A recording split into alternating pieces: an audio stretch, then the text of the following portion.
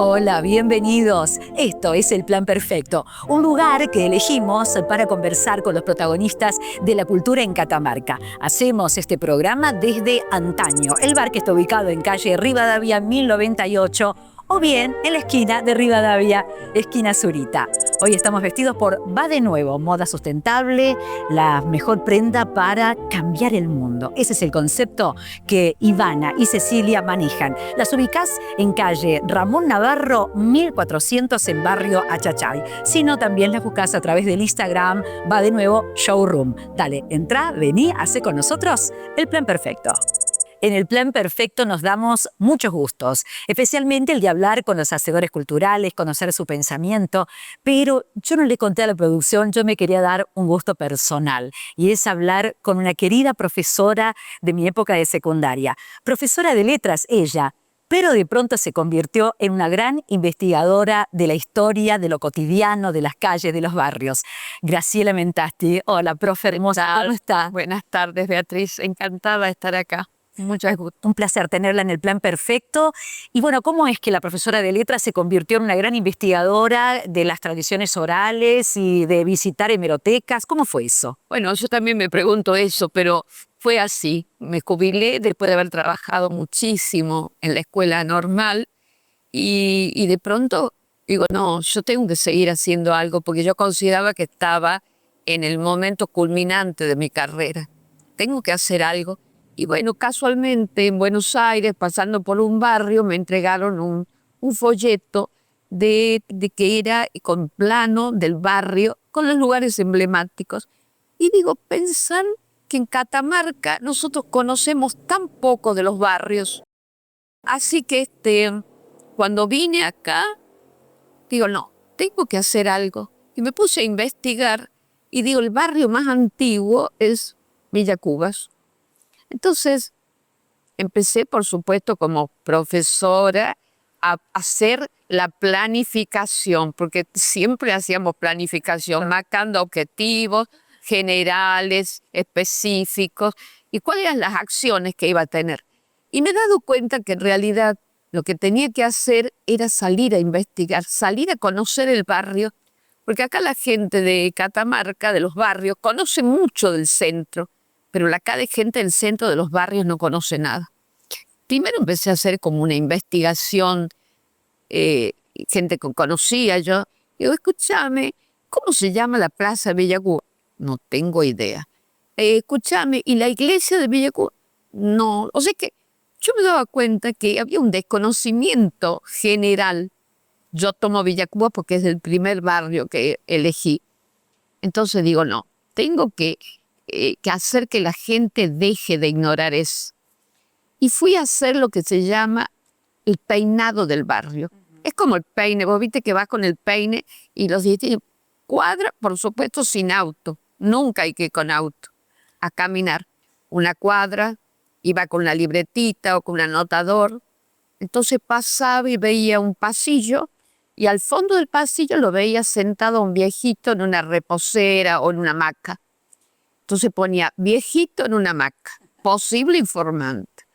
Iba un poco más allá y encontraba que había, qué sé yo, otra institución o centro de jubilados. Entonces iba notando. Cuando hice todo el barrido del barrio, de este a oeste y de norte a sur, digo, bueno, ahora voy a empezar a buscar información. Por supuesto que la gente cuando le muestras el, el- el grabador, viste que se inhibe. Claro, sí. Como periodista habrás visto que la gente dice, ¿pero qué me está por grabar? ¿A dónde? ¿En qué radio va a salir? No, digo, no va a salir en ninguna radio. Bueno, yo iba, me di cuenta que no tenía que llevar grabador, que tenía que ir yo y hablar. Por supuesto que hablaba y cuando volvía rápido en mi casa tomaba nota de lo que me había dicho. Después al tiempo volvía. ¿Sabe qué, don Ramón? Le digo, ¿sabe una cosa? Usted me contó algo, pero en detalle que no me acuerdo. ¿Sabe qué? Se lo voy a grabar. Ahí sacaba el grabador para que me aclare algunas cosas. Y bueno, la memoria oral es, uno empieza como un ovillito chiquito. y de pronto se va armando así. Se va armando una pelota así grande porque don Ramón me decía, no, sobre este tema tiene que hablar con doña Rosa. Y doña Rosa no, con doña María. Y la Juana sabe todo. Entonces de pronto es una maraña y todos querían informar. Graciela, pero ese gusto personal o esa inquietud de desandar los caminos, las calles de los barrios, la llevó también a una profesionalización, porque hubo una especialización, ¿no?, en este tipo de investigación. Pasa que te cuento que la memoria oral no es un invento mío. Hay manuales específicos en historia con memoria oral. Y muchos lugares, casos de Europa, los historiadores, apelan a la memoria oral porque la historia se hace con documentos, pero ante la falta de documentos uno tiene que buscar la memoria de la gente. Por supuesto que la memoria es floja.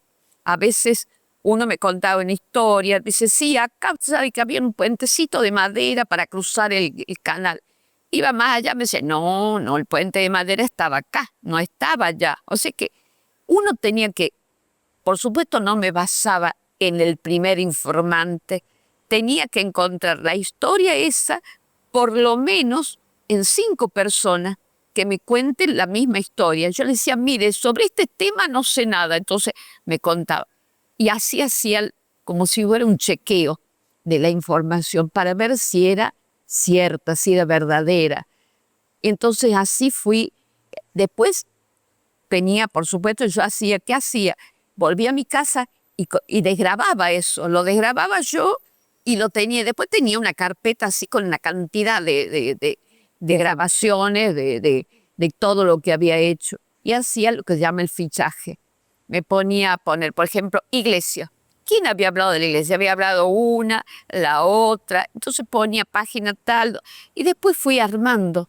Con todas esas cosas que me decían sobre la iglesia, la fui construyendo. Así fue. Es un trabajo, como diríamos, de hormiguita. Así es. Y construyendo no solamente Villa Cubas, Banda de Varela, La Tablada, y de pronto la calle Rivadavia, que concentró la atención de todos. De hecho, estamos haciendo este programa hoy en Antaño, un bar que está ubicado en calle Rivadavia y Zurita. ¿Qué hay de la historia de esta zona? Bueno, ¿sabe que justamente donde estamos ubicados nosotros tenemos mucha historia? Mucha historia que la gente común, pues yo digo que la Rivadavia es el lugar donde uno pasa para ver y para que lo vean. Porque la gente, aunque no tengan nada que comprar, pasa por la Rivadavia. Pasa por la peatonal. Yo les digo porque los empleados de comercio, aquí hay gente que años tiene empleados de comercio y me cuentan, por acá pasamos, ve pasar la gente y pasan y no van a comprar nada, pero es para mirar. Y resulta que yo digo, pensar todas las veces que nosotros pasamos por acá, por Antaño, por la esquina de Antaño, ¿y saben qué? ¿Qué había acá en esta esquina? Un hotel. Esto era el hotel se llamaba Venecia. Era propiedad de un señor Serra que tenía, este hotel era, que tenía entrada por la calle Rivadavia, y tenía, según la información que yo pude extraer de descendientes y de gente que me pudo contar, tenía 5 habitaciones. Y era, como decían, de un cierto nivel, no era cualquier hotel, tenía cierto nivel. ¿Y quiénes se hospedaban? Se hospedaban la gente que venía en tren, pero la gente de cierto nivel social o, por ejemplo, el caso de la gente del ferrocarril, eran las que eran autoridades del ferrocarril, venían, se hospedaron acá. En la misma cuadra, pero en la otra esquina, había otro hotel, que hoy por supuesto ya desaparecido, que era el Hotel Pizarro, propiedad de la familia Hernández. Quizás ustedes lo conozcan, el doctor Simón Hernández, eran los padres del doctor Simón Hernández, de Milagros Fernández, de Brizuela del Moral. Los padres pusieron un hotel ahí. Y en ese hotel venían a hospedarse los peregrinos, la gente que venían, por ejemplo, al circo, porque acá media cuadra era un lugar de mucho movimiento. Había por la calle Zurita un gran predio desocupado, todo por por la vereda impar, donde era el lugar donde venían los circos. Y había dos circos muy conocidos, uno el Circo Totó y otro el Circo Sarrasani. El Circo Totó era propiedad del hermano de Margarita Palacio, de Totó Palacio. Según la historia dice que una vez fue a un circo por Santa María, ellos eran santamarianos y él se entusiasmó y se fue con el circo. Y con el tiempo se convirtió en el propietario. Así que la gente que venía ahí, se puede imaginar, todo esto era un movimiento muy grande.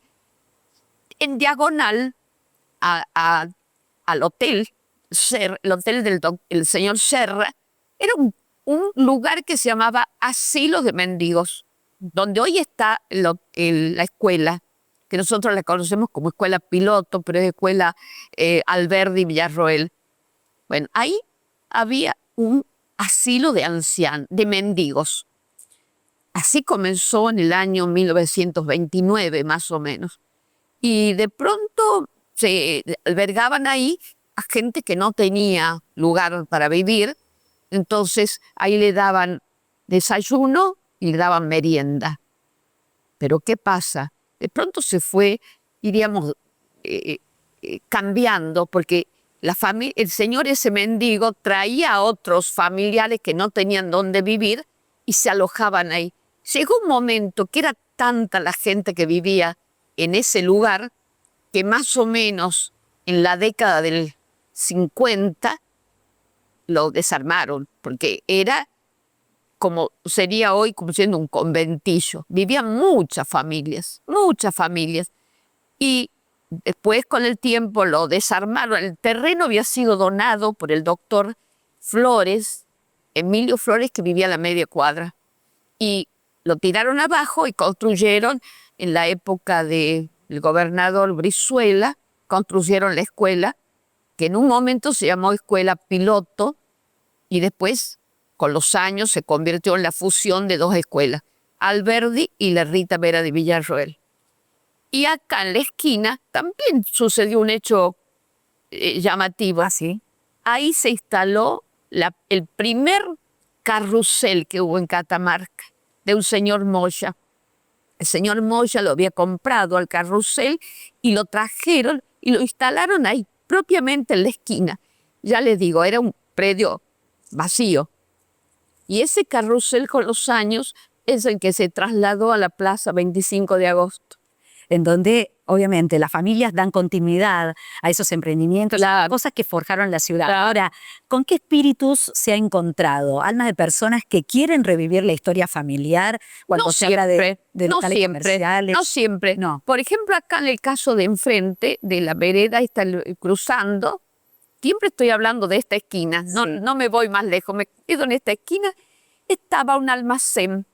Era un almacén de vaso, que había también otro almacén de vaso, pero era de Quinto Vaso, que estaba en la esquina de Esquiú y Rivadavia.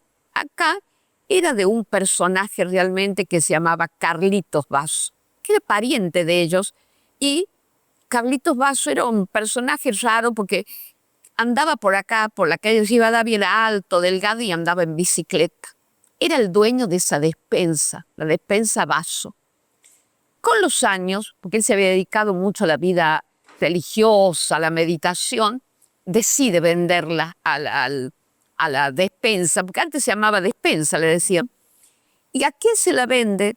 Se la venden a un señor Fanchín, que era una familia italiana que había venido en la década del 40 acá a Catamarca. Entonces la compran y se instalan ahí. Al poco tiempo de esto, vienen sus hijas que habían quedado en Italia y vienen acá. Porque le cuento la historia, porque va a ver que alguien conocido es relacionado con eso. Y uno de esos era el yerno del señor Fanchín, era un señor Biasoni. Biasoni, viene otra hija del señor Fanchín, que estaba casado con Carnielo, que son los padres del hoy arzobispo de Salta, Mario Carnielo. Ellos tenían un almacén. los padres de Carnielo tenían un almacén por la avenida Güemes y media cuadra de la terminal. Y acá se instala Biasoni. Pero como todos conocían al despensa, le decían despensa vaso, entonces él, ¿qué hizo? Dejó el cartel y le puso abajo de José Biasoni. O sea, como diciendo, sí, era de vaso, Claro. pero ahora es mío. Pero la gente le seguía diciendo vaso. Claro, quedó con ese sello. Con ese... Ahora, la investigación de calles, de barrios, ha llevado a que habitantes de otros barrios también quisieran su propia historia. ¿Pero qué pasa? Bueno, yo digo que hay mucha gente que me llama y me dice o me encuentro, ay, ¿por qué no hace la historia de mi barrio? Yo les digo, me encantaría poder hacer la historia de todos, pero ¿saben qué pasa? El barrio tiene que tener una cierta historia, tiene que tener una antigüedad para tener material con el cual trabajar. Acá hay muchos barrios que se han hecho, que tienen poca existencia, hay barrios que tienen 30 años o 20 años, 30 años, y bueno, y no tienen a lo mejor instituciones que estén ahí en ese barrio y que realmente no tenemos que contar. Le cuento cuando hice la historia del barrio norte, que yo digo que los barrios nacen por distintas necesidades. El barrio de Villa Cubas nació por una necesidad habitacional. Gente que había venido de Ancasti, del Alto, por cuestiones de sequía y buscando trabajo, llegan acá y se encuentran que no tenían dónde alojarse, porque eran gente muy pobre. Entonces vivían en lo que es la avenida, después la avenida Ocampo, había un canal muy grande y habían hecho como las tiendas y vivían ahí, con carpas ahí al lado del canal. Sí. ¿Y qué pasaba con la gente de acá de la ciudad? Empezaron a protestar, porque la gente esta vivía al lado del canal, se bañaba, cocinaba, todo al lado del canal. Y el agua que venía acá llegaba sucia. Entonces el gobernador, que en ese entonces era José Silvano Daza, dice, vamos a hacer algo. Le vamos a entregar unos terrenos que están en el oeste, donde está hoy Villa Cubas, y le pide a sus ministros que hagan una planificación, que dividan en terrenos y que se lo entreguen. Pero ustedes pasan por Villa Cubas hasta el día de hoy, es un lugar lleno de piedras. Era un terreno lleno de cactus, qué sé yo, de piedra. Además, pasaban como 4 arroyos que venían de la zona del Tala. O sea que era un terreno no llano, era un terreno lleno de desniveles. Y le dan los terrenos que tenían 10 por 50 de largo. Y le dicen, ojo, que en 3 meses tenían que hacer la pared, la medianera y construir algo. Imagínense esta gente que prácticamente no tenían, venían sin nada. La mayoría eran mujeres viudas que los maridos habían ido a las guerras, las guerras de independencia, habían ido a campaña. Y bueno, y venían con los hijos, con los animales, a cuestas. No tenían ni herramientas, no tenían como una topadora que decir, bueno, ahora hace todo fácil. No, antes era muy complicado. Y bueno, de poco a poco se fue formando. Pero también mucha gente abandonó en ese momento. Posteriormente, ¿por qué se formó el barrio La Tablada? Y La Tablada porque vino el ferrocarril, fines del siglo XIX. ¿Dónde iban los ferroviarios a hacer su casa?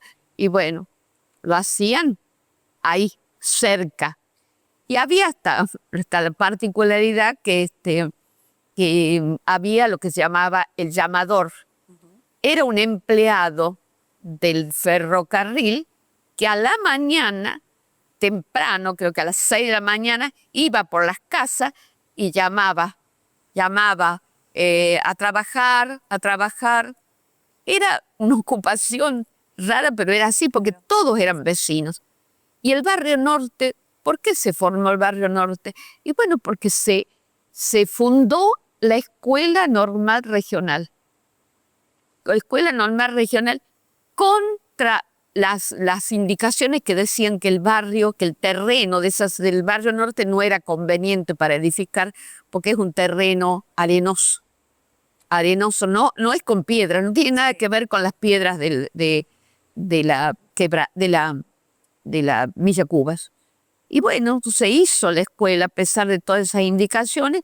Entonces empezaron a hacer los vecinos profesores, nacieron las librerías, nacieron otros comercios, y bueno, y se fue formando alrededor de una necesidad de cercanía con la escuela. Bueno, y no solamente son los lugares, también personalidades, ¿no? Como José Bergelbart, hay un libro sobre esto, Sí. y nos cuenta la profesora Marcia Lobo, con quien está trabajando también, ¿no? Colaborando, Ahora cómo se ha convertido en una gran investigadora. Están trabajando juntas, ¿no? estamos trabajando, las dos formamos parte de la Junta de Estudios Históricos de Catamarca. No somos muchos los de la Junta, somos 14 personas nada más, y de las cuales participan a veces 12 o 10. Y bueno, estamos trabajando juntas en una historia diríamos, de un gobernador muy progresista del siglo XIX, que fue Octaviano Navarra, que fue el que trajo aquí a Catamarca a Carabati. Y si bien en la historia del padre Olmos y la historia de Armando Raúl Bazán se lo menciona, o Larrúy lo mencionan, que ha sido muy importante, Carabati, pero no hay nadie que hable exclusivamente de Octaviano Navarra. Un libro que diga la historia de su familia, la historia suya, las obras que ha hecho, su trayectoria como militar. Es decir, es importante. Y bueno, estamos en eso. Y estoy en contacto con la familia, que la familia es muy grande porque se ha extendido. Él tuvo 11 hijos, de los cuales muchos viven en Buenos Aires, es decir, no vive, sino que los descendientes de ellos en Buenos Aires y en Tucumán, en Catamarca. Así que estamos muy contentas porque yo creo que va a ser una gran obra. Calculo que va a ser una gran obra. Ya me estoy animando, ya no solamente a la historia oral, sino a la información de cuánto, por ejemplo, a los archivos, a los diarios, a las hemerotecas. Me pasó con Gelbart, que el hijo de él, que vive en Estados Unidos, al cual yo no conozco, pero todo el contacto fue a través de mail y de teléfono. Me dice, mira, Graciela, vos vas a salir a la calle y vas a preguntar y todos te van a contar. No es así. No es así. Me costó mucho porque Gelbart, una persona que ha muerto hace años, murió en el 77. Se pueden imaginar que pasaron muchos años y la gente, sí, me suena, pero no tengo ningún contacto. Y todo lo que eran amigos de él ya fallecieron. Claro. Así que no tenía de dónde sacar. Me tuve que trasladar a la biblioteca del Senado de la Nación, a la biblioteca del Congreso, y sentarme ahí horas y días para sacar información de los diarios, porque tampoco hay libros publicados sobre él. Así que es como diríamos, hay una palabra que me gusta mucho, yo lo digo, la palabra que más me gusta, desafío. Desafío, todo lo planteo yo como un desafío. Es como que uno se pone a escribir algo y es como una prueba. No sé si uno sale airoso o no, pero tengo que salir adelante. Creo que ha salido muy airosa porque nos ha entregado obras maravillosas, libros e historias para que conozcamos mejor nuestra ciudad, nuestra provincia, nuestros barrios. Así que, Graciela, gracias por este momento. Gracias a vos por haberme invitado. Y la verdad que me siento muy contenta que se pueda contar todas esas cosas. Ojalá, yo a veces digo, ojalá que la gente lea. Ya no me importa que digan que es mío. Simplemente que se acuerden del contenido del libro.